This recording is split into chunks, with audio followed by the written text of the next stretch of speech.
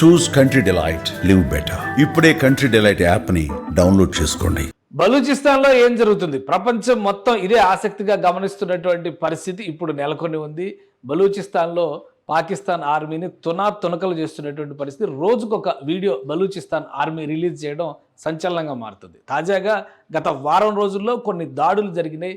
ముఖ్యంగా బలూచిస్తాన్లో 70 నుంచి 80% భూభాగం తమ కంట్రోల్లోనే ఉందని పదే చెబుతున్నటువంటి బలూచిస్తాన్ ఆర్మీ తాజాగా రిలీజ్ చేసినటువంటి ఒక వీడియో చూస్తే కనుక ఒళ్ళు గగురు పొడిచేటువంటి పరిస్థితి. పూర్తిగా పాకిస్తాన్ సైనికులకు సంబంధించినటువంటి కాన్వాయ్ని రౌండ్ చేసి టార్గెట్ చేసి పేల్చి పారేసింది.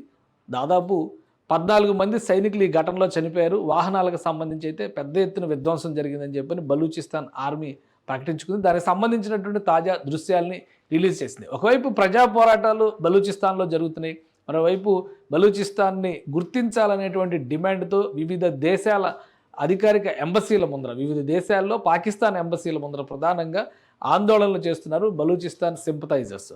సో ఇప్పుడు ఆర్మీ రిలీజ్ చేసినటువంటి దృశ్యాలు చూస్తే కనుక ఆ మూమెంట్ ఏ స్థాయిలో రాజుకుందో అర్థం చేసుకోవచ్చు. దానికి సంబంధించినటువంటి ఒక వీడియోని బలూచిస్తాన్ ఆర్మీ షేర్ చేసింది. Today A video is being released by the Balochistan army. Several Pakistani soldiers were targeted and killed. ఇది ఒకసారి చూస్తే కనుక బలూచిస్తాన్ జాగ్రఫీ ఎవరికైనా కానీ చాలా క్లియర్గా అర్థమయ్యేటువంటిది. మొత్తం కొండ ప్రాంతం, చాలా చోట్ల ఇసుక కొండలు, ఇసుకతో కూడినటువంటి కొండలు ఉంటాయి. కాబట్టి ఇసుక కొండలు మొత్తం కలిపి తెల్ల కొండలు ఉండడం కూడా అక్కడ ప్రత్యేకత. అక్కడ భూమి కూడా తెలుపు రంగులో ఉండేటువంటి గుట్టలు, కొండలు ఉంటాయి. సో అలాంటి ప్రాంతంలో వెళ్తున్నటువంటి ఒక భారీ కాన్వాయ్ని మొత్తంగా టార్గెట్ చేసి ఒకేసారి పేల్చేసింది. క్షతగాత్రులకు సంబంధించి కానీ చనిపోయిన వాళ్ళకి సంబంధించినటువంటి వాళ్ళ వివరాలు కానీ ఏవి బయటకు రాలేదు. కానీ మొత్తం టోటల్ కాన్వాయ్ని పేల్చేసినట్టుగా బలూచిస్తాన్ ఆర్మీ ప్రకటించుకుంది. దానికి సంబంధించినటువంటి దృశ్యాలు రిలీజ్ చేసింది. ప్రాణభయంతో పారిపోతున్నటువంటి కొందరు పాకిస్తానీ సైనికులను కూడా పట్టుకుని కాల్చి చంపారు. సో ఎంత నష్టం జరిగింది ఏంటి అనేది అధికారికంగా పాకిస్తాన్ కూడా దీన్ని ఎక్కడ కూడా ధృవీకరించలేదు. కానీ ఇవి బలూచిస్తాన్లో జరిగినటువంటి క్వెట్టా శివారుల్లో జరిగినటువంటి, బలూచిస్తాన్లో ప్రధానమైనటువంటి నగరం క్వెట్టా. ఈ నగరానికి సంబంధించినటువంటి శివారు ప్రాంతాల్లో పాకిస్తాన్ ఆర్మీ భద్రత రీత్యా ఈ ప్రాంతాల్లోకి వెళుతున్నప్పుడు అదనపు బలగాలను పంపిస్తున్నటువంటి క్రమంలోనే ఈ వాహనాల కాన్వాయ్ మొత్తాన్ని కూడా టార్గెట్ చేశారు. టార్గెట్ చేసి ఒకేసారి పేల్చివేశారు. గత 2-3 నెలలుగా ఇలాంటి ఘటనలు యథేచ్ఛగా జరుగుతున్నాయి. బలూచిస్తాన్ ఆర్మీకి అడ్డు లేనటువంటి పరిస్థితి పాకిస్తాన్లో ఉందనేటువంటి ప్రచారం కూడా జరుగుతుంది. అయితే పాకిస్తాన్ ఖండిస్తుంది వీటన్నిటిని కూడా.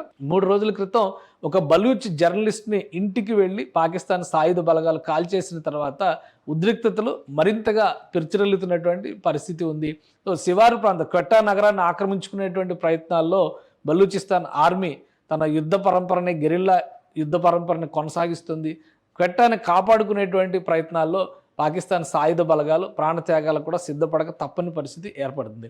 మొత్తం మీద పాకిస్తాన్లో ప్రధానమైనటువంటి ప్రావిన్సు బలూచిస్తాన్, అన్నిటికంటే పెద్ద ప్రావిన్సు. భూభాగం రీత్యా చూస్తే ఇది సువిశాలమైనటువంటి ప్రావిన్సు.